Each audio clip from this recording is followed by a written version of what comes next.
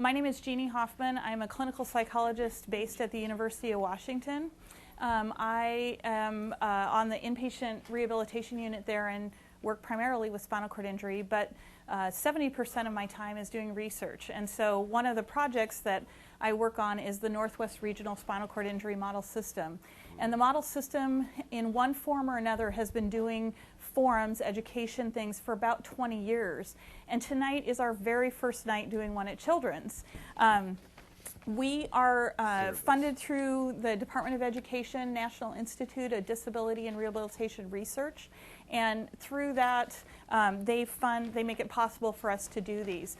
What we typically have done is we've been videotaping forums, and tonight it's being done through Children's Hospital, and so we really appreciate Seattle Children's for doing the videotaping for us tonight.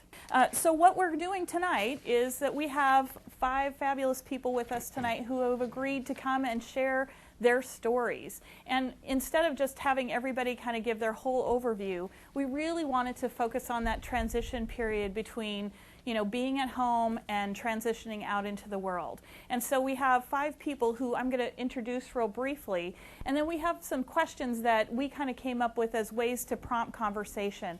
We're going to be going through those and asking them questions, and then we can open it up for questions from the audience. Whoever has questions or would like more information, we're happy to do that. First person on my right here is Matt G. Sorry. That's the one thing I didn't ask. How do you pronounce your name? Okay. So Matt was 5 years old when he was injured, and he was in a car accident. He's now 27 years old, and he has a T10 complete injury. Sitting next to him is Matt Clay. Is that right, Mac? Yeah. Okay, got that right. He was 17 years old when he was injured in a wrestling incident where he was in a collision with other wrestlers, and he's now 20 years old, and he has a C4-5 Asia B injury and has about C6 function.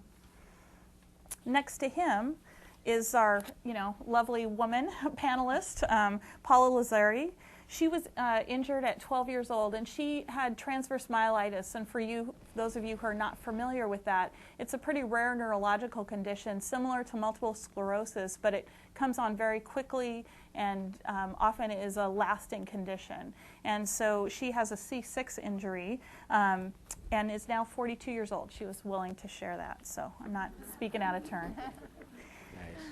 Then next to her, we have Todd Stablefeld. And Todd was 8 years old when he was injured. He was injured with a gunshot wound. He's now 30, and he has a complete C4 injury. And last but not least, we have Aditya Ganapatharaju. Did I do okay? Okay. And Aditya was 19 years old when he was injured, and he was involved in a motorcycle accident. He's now 26 years old, and he has a C5 Asia C spinal cord injury. So what we've asked them to do is we've given them a list of questions, and I'm kind of going to go through those and just let everybody kind of respond to them and find out a little bit more about how they have moved on into their adulthood from the time of injury. So the first question that we wanted to find out about is, how did you make a decision about what you were going to do after high school, and what helped and what didn't help in making that decision? Let's start with you. Well, I knew that I wanted to go to college after high school. I've been active in wheelchair sports since I was 8 years old. I got into wheelchair racing, and then later wheelchair basketball. I tried out tennis. And when you get into doing wheelchair sports, it opens up more options as far as going to college, because there are college wheelchair athletics. I've gone to the University of Illinois. I did a number of wheelchair basketball camps there, as well as the University of Arizona. Those were my main 2 choices. And I chose the University of Arizona because they had a wider range of sports. I didn't know, what exactly I wanted to go into, but they had everything down there. And plus it was really sunny, so that helped. But I always knew that I wanted to go to college. I wanted to pursue a higher education and a higher level of competitive sport as well. And so there was no other choice but to move forward. And a lot of the colleges with those programs also offer scholarships to make it easier to pay for it, and vocational rehab through the federal funding as well. Mm-hmm. So you kind of knew as you were going through school, exactly what you wanted to do and how that was going to happen. Yeah. Good. How about you, Mac? So I broke my neck when I was a senior in high school in January, and so it was right after I'd sent in all my college applications. So the only thing I wanted to do was really go to college, so I kind of just stuck with it.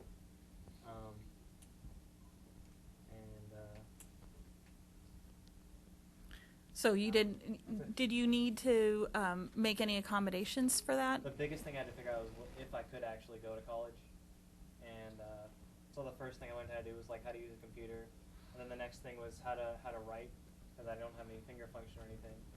So I just kind of started figuring things out slowly, and I kind of had a deadline. I didn't want to take a full year off. I just wanted to get going, because I have a twin brother, and he was going to college too, so I wanted to go with him. So that he helped me a lot with a lot of the stuff that I had to figure out. But a lot of the stuff I just had to figure out, and I'm still figuring stuff out, even into my third year. So, just can't Where are give you up. in school? I go to Spinal University. Excellent. I'm a junior chemistry major there. Excellent. All right, Paula. Yeah, I like the first gentleman. I forgot your name. Matt. I'm sorry, Matt. I knew that I definitely wanted to go to college. This happened to me at age 12, so I was only in the 7th grade, and just taking some of the classes that I took in high school, I found that I was good at numbers, and ultimately took some accounting classes through high school, and thought, you know, okay, I think that maybe that field would be good. I knew that looking ahead, it was a good way to make a living. The jobs were available, and so that's sort of the approach that I took. I ended up going my first year to Seattle University and lived in the same dorm that Mac lives in now, and then ended at the University of Washington getting my degree in business with a concentration in accounting, and have now been a tax accountant for the last 20 years. Again, you know, was always looking for a good way to make a living, knowing that I was going to be sitting down. And because I had that affinity for math, it was just a natural progression to that job. If I were on my feet, I don't know that that's what I'd be doing. Mm-hmm. That's for sure. So it definitely changed some It things for definitely you. changed where I was. Okay. And through for college, I was able to. I was on social supplemental income and Medicaid throughout college, and utilized the state resources, which is DVR, which is Department of Vocational Rehabilitation. They paid for all of my schooling, all of my resources I needed, the books, and even a scooter when I was at the University of Washington, where it was very difficult to get around just in a manual chair.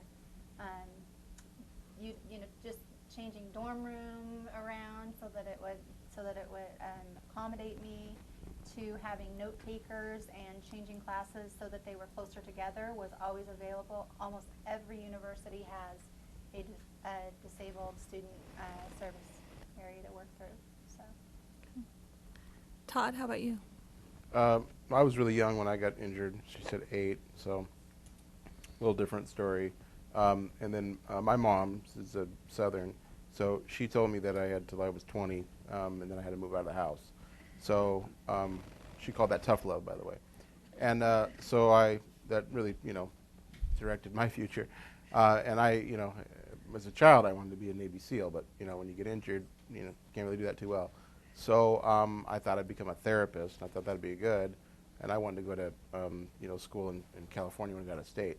So when I was 16, I decided that I would go to a vocational school to learn a trade in case I got ill or sick while going to med school in California. But then I realized, and I'm sort of the odd story, I guess, a little bit, is that the government wouldn't work with me at all on anything. So any financing, any type of resources.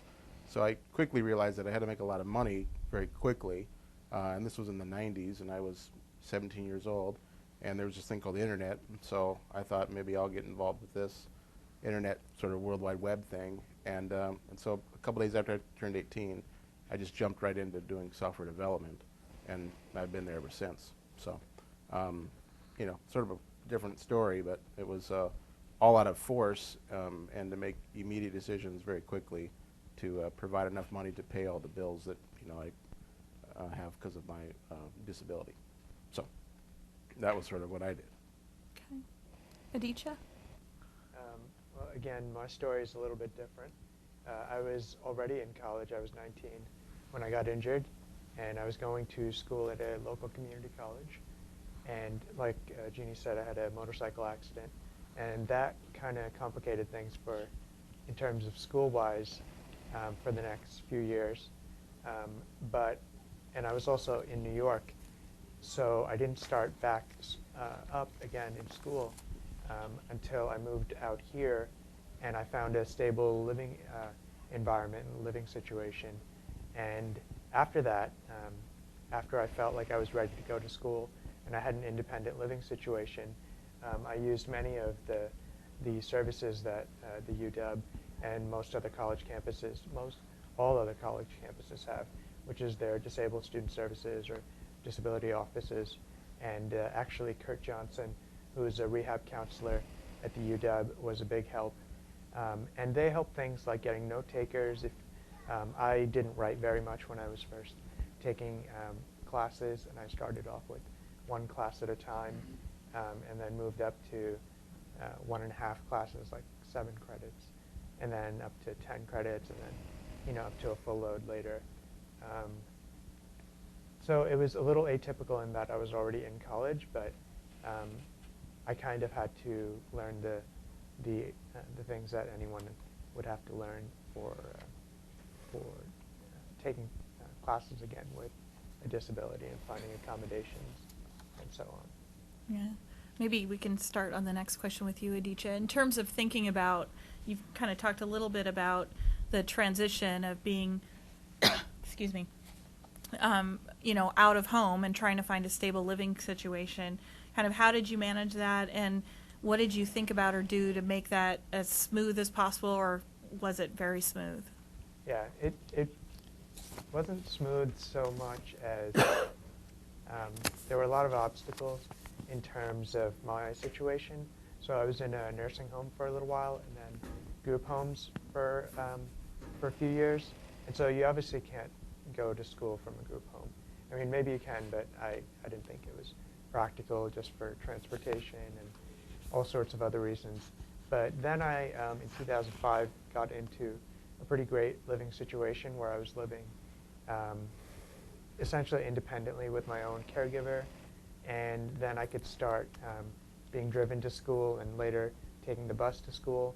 And so that was a huge step towards independence and starting school again. And I forgot the other part of the question. The first part was, how did you... Your preps. Yeah, how did you manage that? I mean, how did you make it as smooth as possible? What were your Right. resources? How did you make all these moves? Right. I think the primary necessary condition is to have some sort of independent living situation. That's what it was for me. And so once I got that out of the way, then I could start thinking about, okay, well, I have to get up at 8 o'clock in the morning in order to get to 12:30 classes because of transportation. And these logistics things, you'll kind of, well, if you're like really anal like me, then you'll think of them well in advance.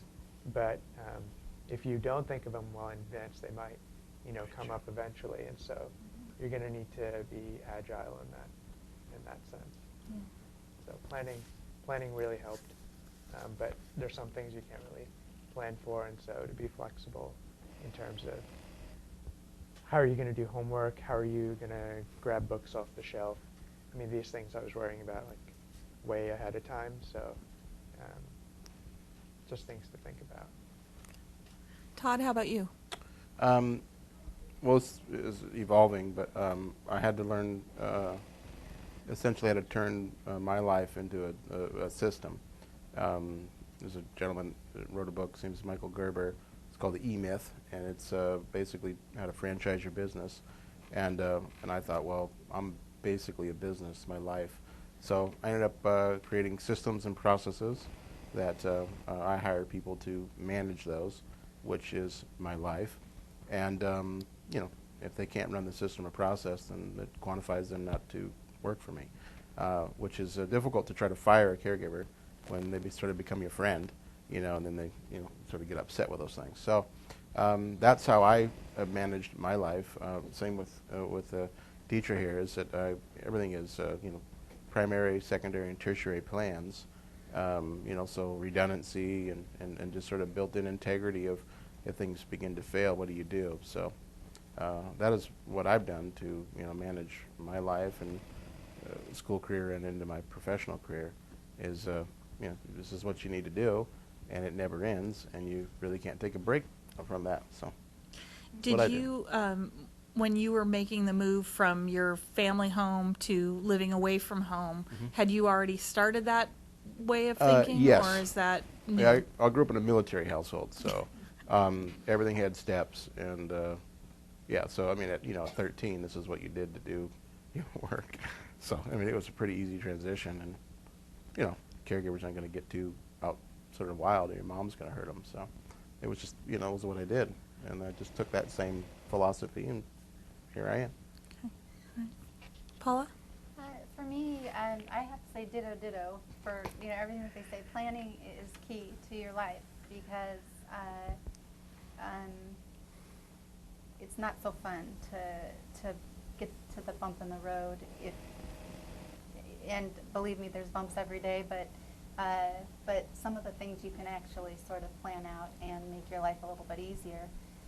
For me, I went from a very, very loving, strong family home environment to my first year in college and my second year in college getting married. So I wasn't on my own for very long, and I've been married for almost 23 years now. We lived in married student housing at the University of Washington, which was awesome. They had great housing for me, and utilized the services like Dial-A-Ride at the University of Washington, where they would pick me up, take me to class, and take me back home when I did not have a car.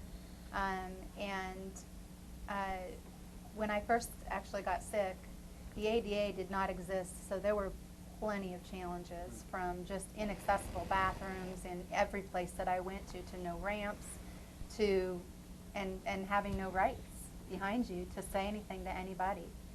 And I learned very quickly that I have to advocate for myself. I have to speak up for myself.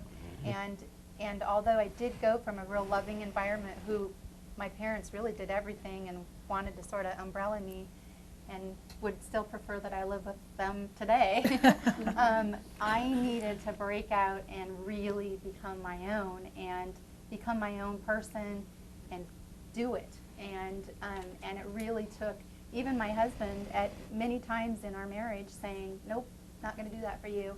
You got to experience this yourself. And there's often times that we walk into a store together, and the question is always directed to him, never to me.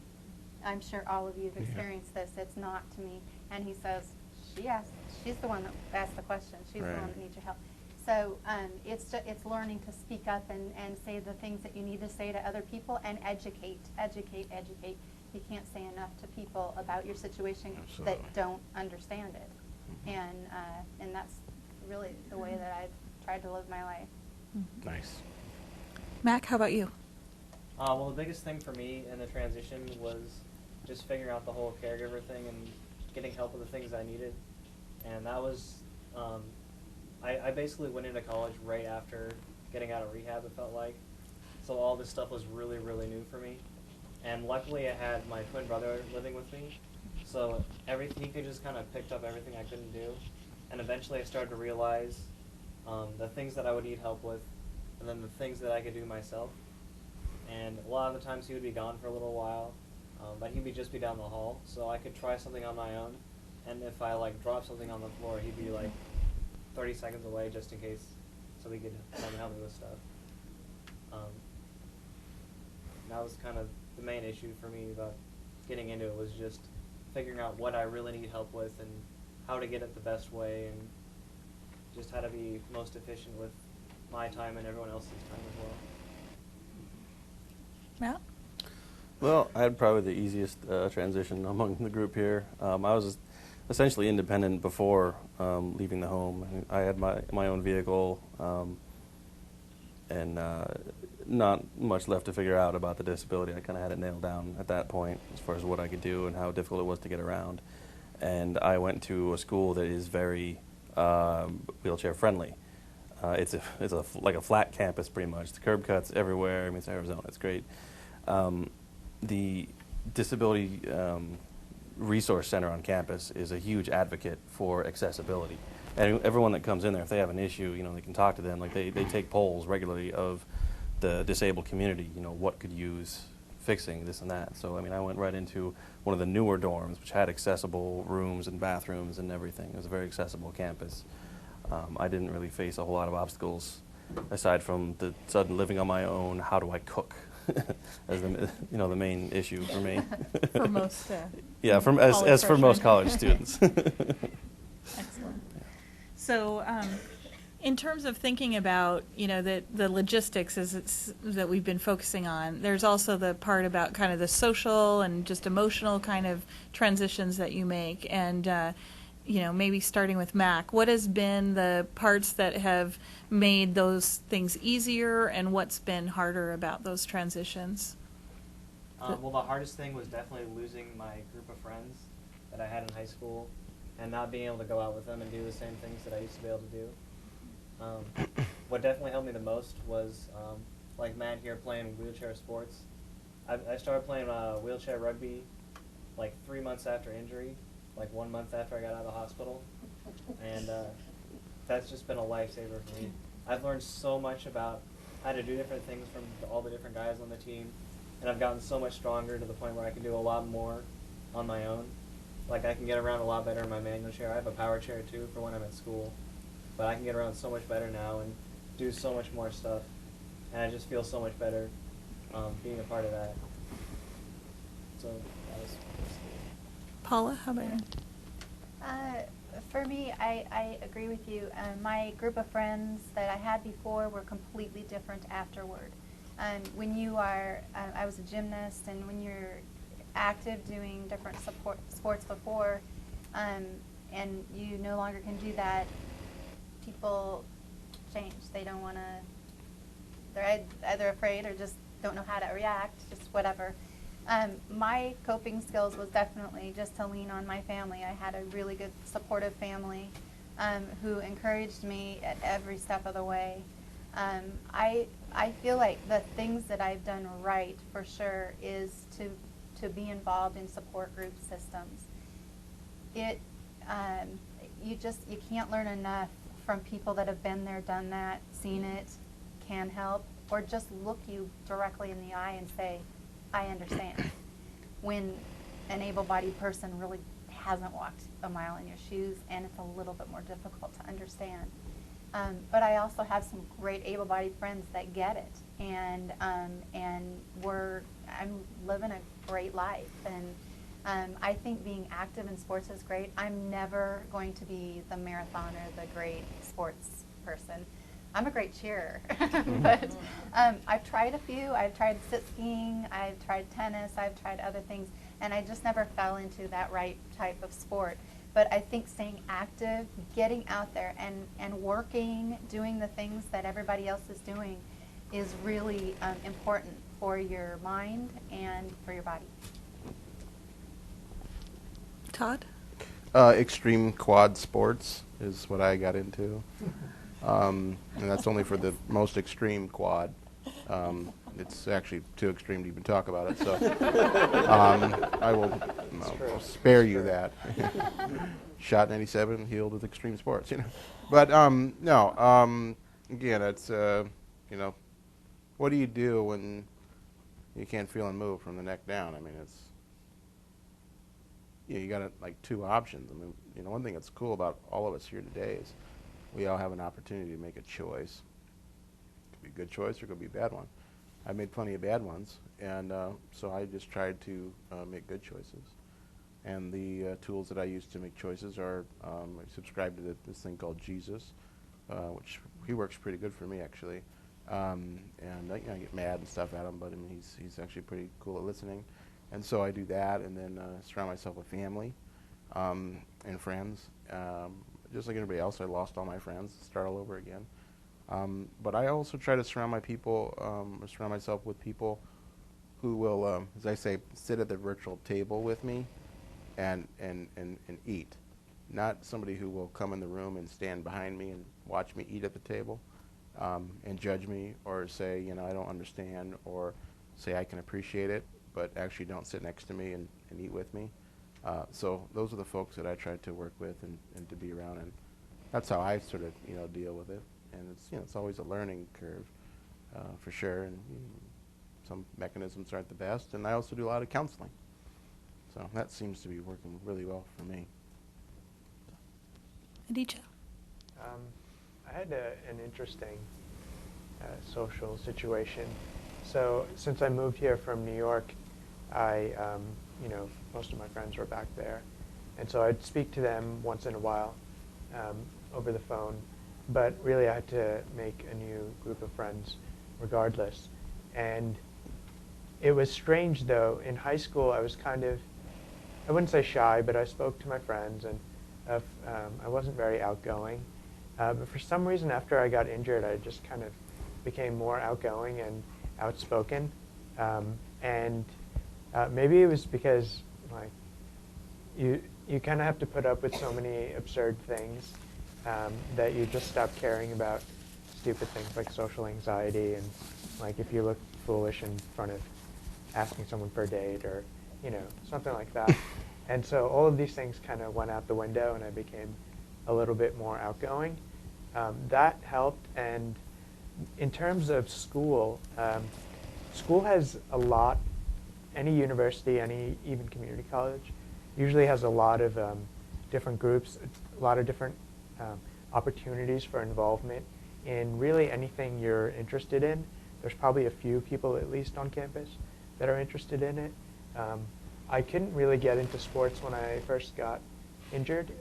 After I first got out of the hospital, because I wasn't really strong enough to do much. But after my first year on campus, I got into the Senate and made a bunch of friends there. Started different organizations. There was a student disability commission that I got involved in. There was the paper that offered an opportunity for meeting new people, classes. So there's plenty of ways to meet friends and meet new people that are into the same things you are. I guess just overcoming any stigmas that you might have of yourself was also an issue. And so I had fortunately a good caregiver and friend who is still a best friend today, who would force me to do things like go into a Subway and order things myself and pay for it myself, whereas I'd want to just ask her to go in and me sit in the car. And so, having friends that kind of push you along to do things yourself is a big plus. And if you have the motivation to push yourself along to do things yourself, I think you find that you start meeting new people and you start making new friends and forming new social networks that way a lot easier. Matt? Oh, yeah, so moving away to college is definitely a little difficult. You lose all the friends you had. Well, you don't lose them, but you don't get to see and talk to them nearly as much to create the new group. For me, it was less difficult. I went right down. I was part of 2 different sports teams on campus, so I had that. They were teammates at first, but became friends, and I had that's a good base to start from. But the biggest thing for me socially in making friends is the way I look at it. The biggest obstacle to making new friends and being comfortable talking to people, and them being comfortable talking to me is how I feel about the chair. If you focus on the disability part of it, it makes other people uncomfortable as well.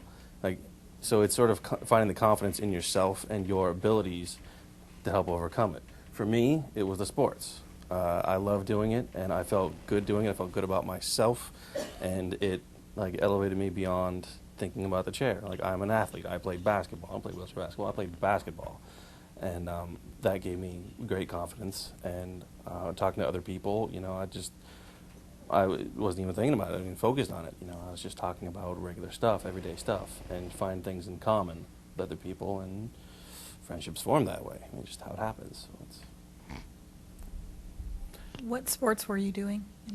I was doing wheelchair racing and basketball. So I had some rough days. Actually, the other obstacle was that wheelchair practice in Arizona begins at 6 a.m. because it's too hot by 8. So it's a little tough to make friends when you're up at 5:30 in the morning and going to bed by 10 p.m. sometimes.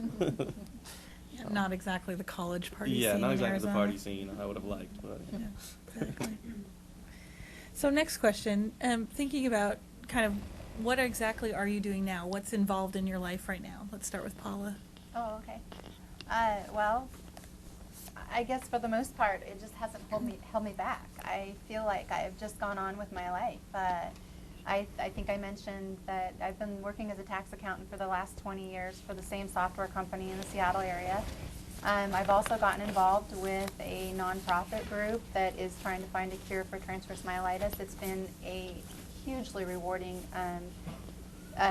endeavor, and I'm meeting people with the same thing. I'm also, helping to talk to people on a daily basis that have what I have and just get through life, and know that they can sort of look forward through me and see that life can be really fulfilling, and if you choose to take it on. I really am a person that chooses to see the glass half full. I don't think that I can change a lot of the way that the world around me is and the way the world views me, but I can completely change how I feel about myself. Amen. And I think if I portray that courage, that that honesty, I think you get somewhere with other people. And I've been married for the last 23 years, and we also have a 16-year-old son. Having a child it has been the greatest part of my life, and I just could not have seen my life without doing what everybody else did. And it's been a great experience. Our son is amazing, and he's teaching other people the things that I just never could have imagined, having had a mom in a chair. I remember his first day at preschool, coming out with this puzzled look on his face, and me saying, what's wrong, Jesse? What happened? And he says, where's all the other moms in wheelchairs? And I was like, yeah, exactly. He gets it because this is quite normal to him, and so anyway, get out there and live life. I just think that you can't do enough. Todd, what are you up to? Well, I actually this week, I think this is interesting. That's what Paula's talking about. I was able to see the artwork of my 6-year-old niece, where I work during the day in their house, and it was a pictorial of every family member as a butterfly, and my butterfly had wheels, and that was just really, really incredible. And so I'm in a new place in my world, and every day I get to, at lunchtime or break time, go with my 4-year-old nephew Clayton to go chase deer out in the pasture, and that's pretty cool. And he's Optimus Prime and I'm Bumblebee.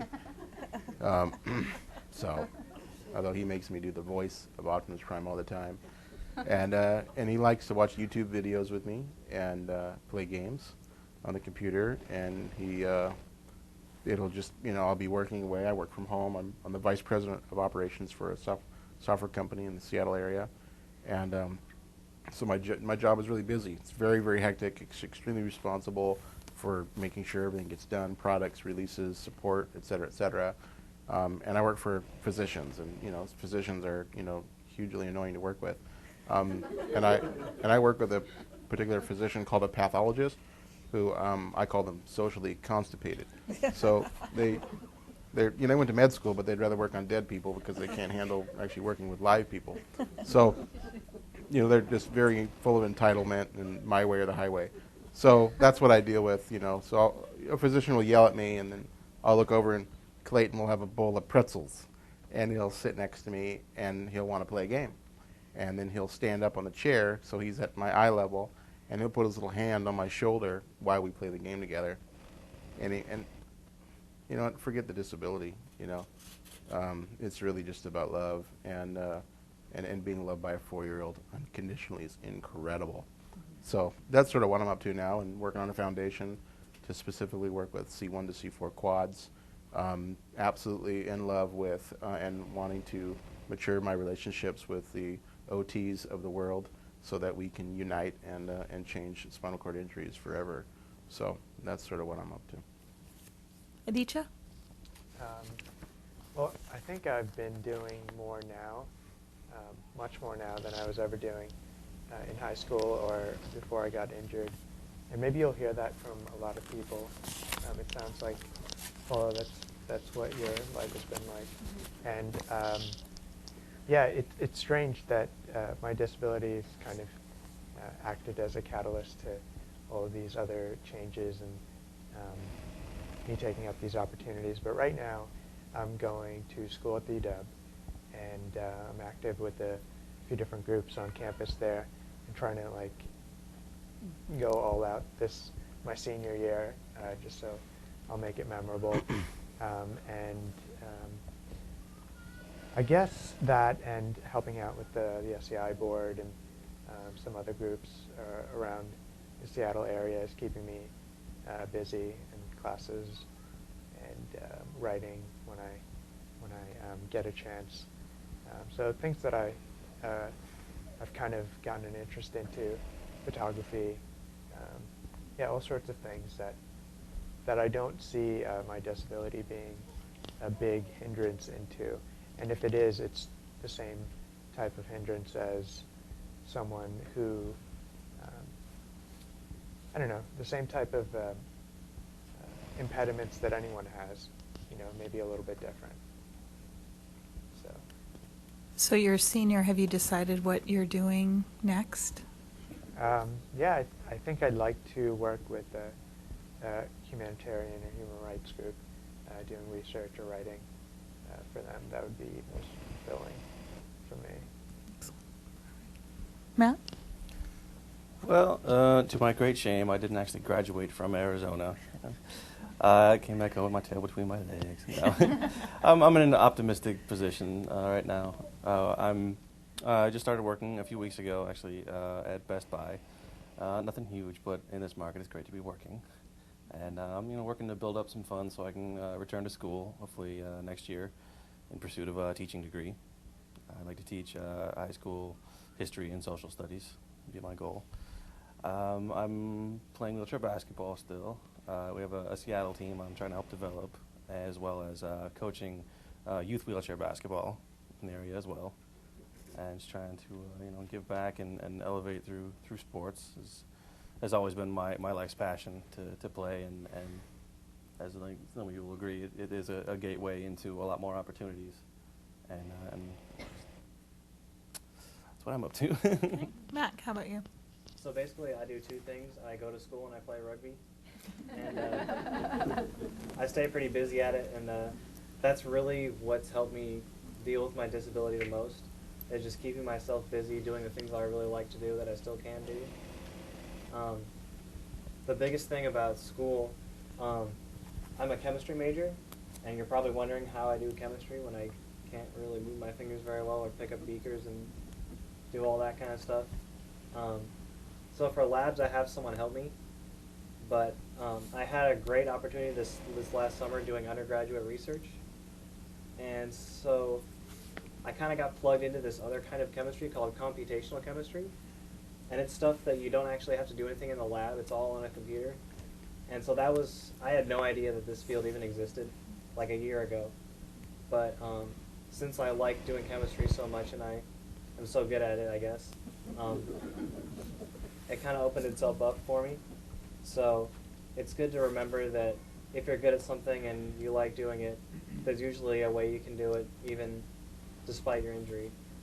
And in a way, for me, this computational chemistry thing, it kind of gave me a specific place to go to. Whereas before, like I would still have no idea what I was going to do. But this seems like such a clear path for me that it's kind of like nice. Yep. That's great.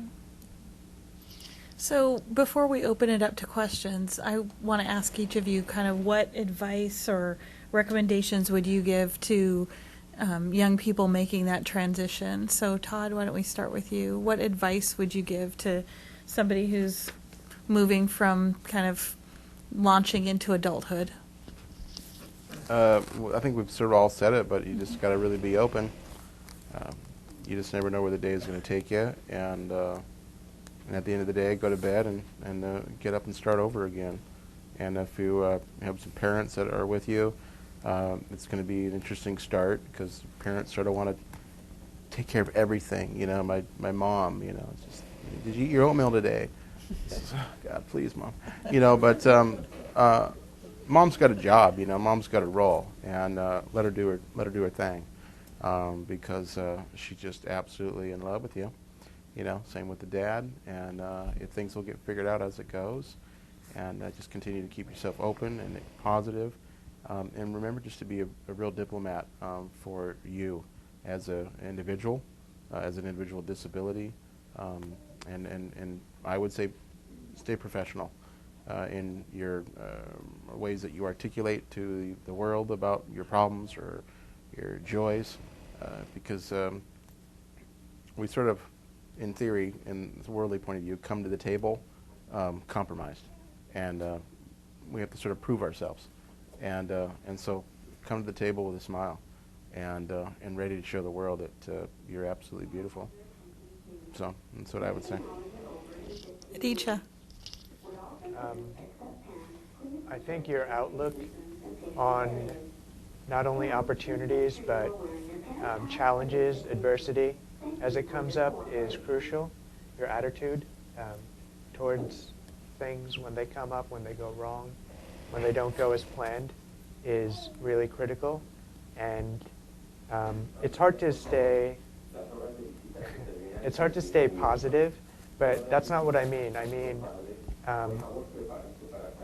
I guess I mean understanding that you're going to face adversity, and the fact that how you deal with the adversity is what matters. In terms of advice for young people and what they want to do, I would say don't take the first no you get as the final no. Don't let your imagination for how to solve problems or how you want to live be hindered. That usually tends to get like hammered out as you get older.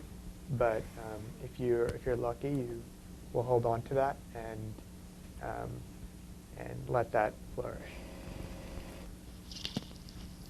You're next.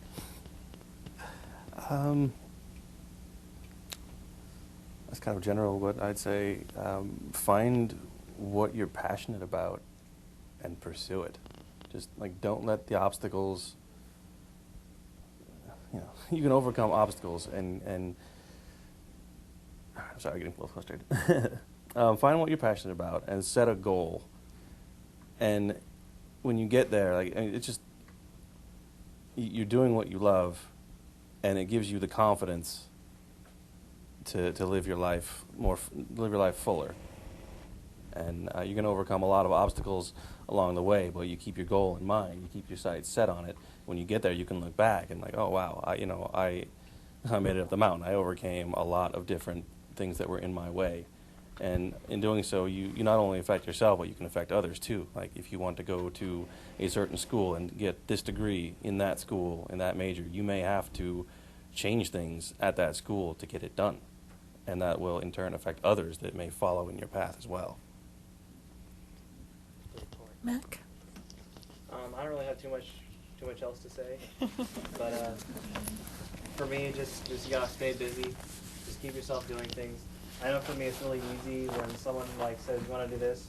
It's really easy to say, "No, I gotta do some other stuff. I'm feeling tired. I'm not feeling all that well. I don't want to do it right now. But you gotta remember to go out and do it. And just try to motivate yourself to do that. And it's better in the long run. Paula? Yeah, oh my gosh. Okay, these guys are great. They're inspirational for me, for sure. And I guess all I can say, yeah, to add to that is definitely find what you're passionate about, but at the same time, be realistic sometimes, you know? I'm a tax accountant, and that's how I pay my bills, but the nonprofit work that I do and don't get paid for is by far way more rewarding. And so have balance in your life, you know? Try and add some things that are going to give you some balance in your life. And as far as relationships and everything as that goes, there is somebody out there for you. Pursue it. There is somebody out there.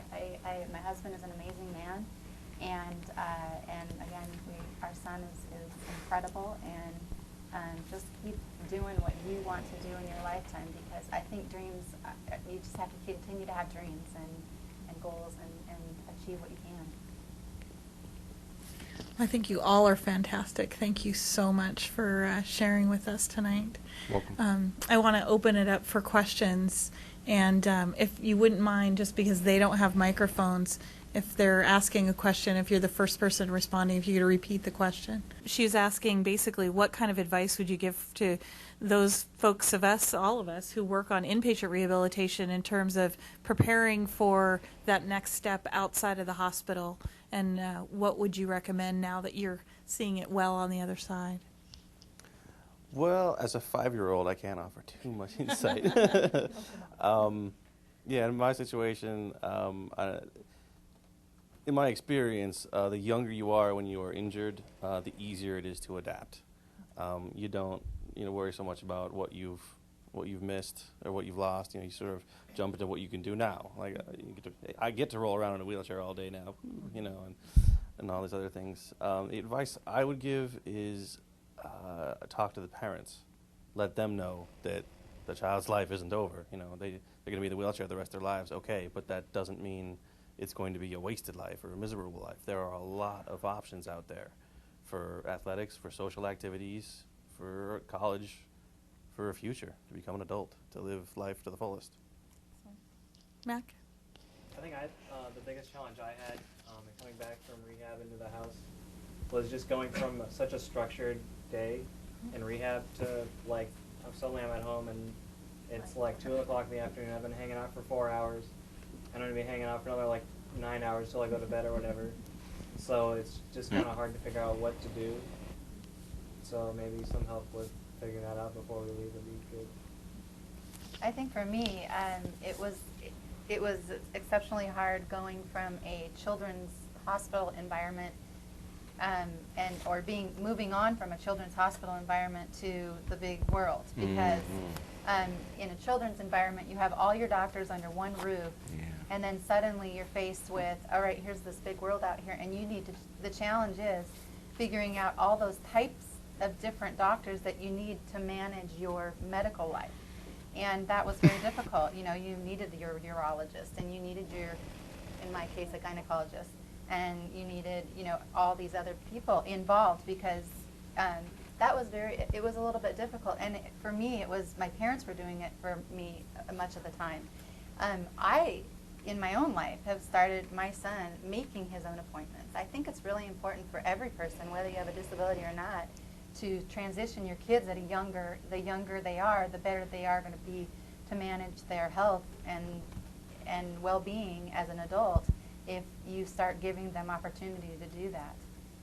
It's just really important that you start that younger than older, and what a great opportunity also for them to be very communicative.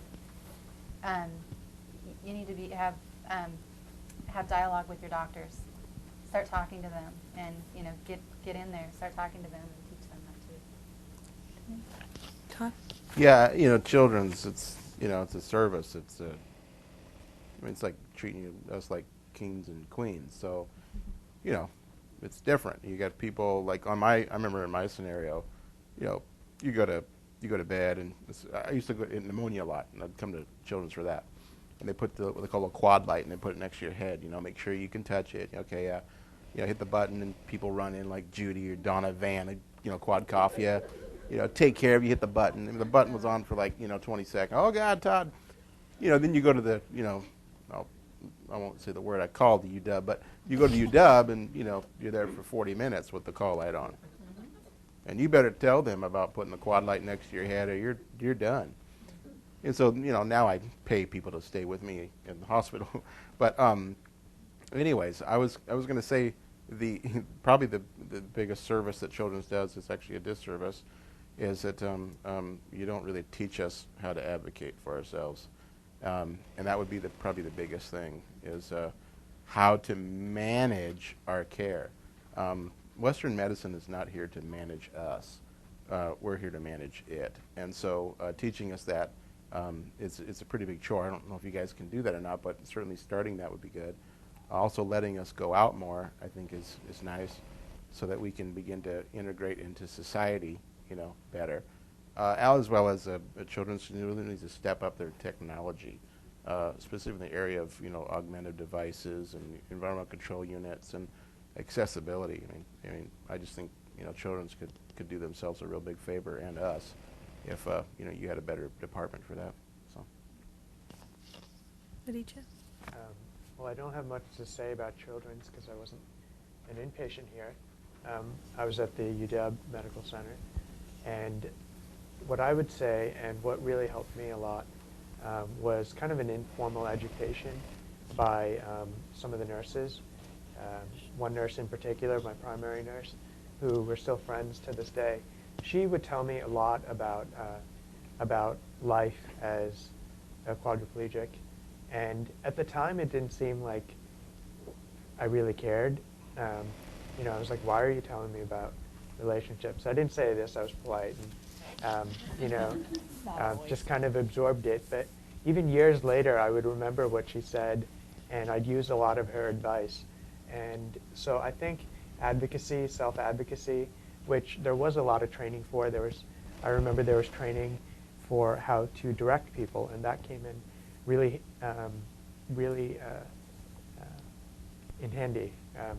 And I remember one time we had to direct a volunteer to come and tell them how to disengage our clutches, right? It seemed kind of silly at the time, especially because I was in pain and I didn't really want to, socialize with people. But it came in handy when you're on the bus, for example, a few years later, and you need to tell someone how to hook you in, or you drop something and you need, to advocate for how you want something done or need help with something. And so advocating is really great, and also education, I think. Education for what life will be like now, whether it's for the better or, whether it's for the worse. Please join me in thanking these guys for their great help.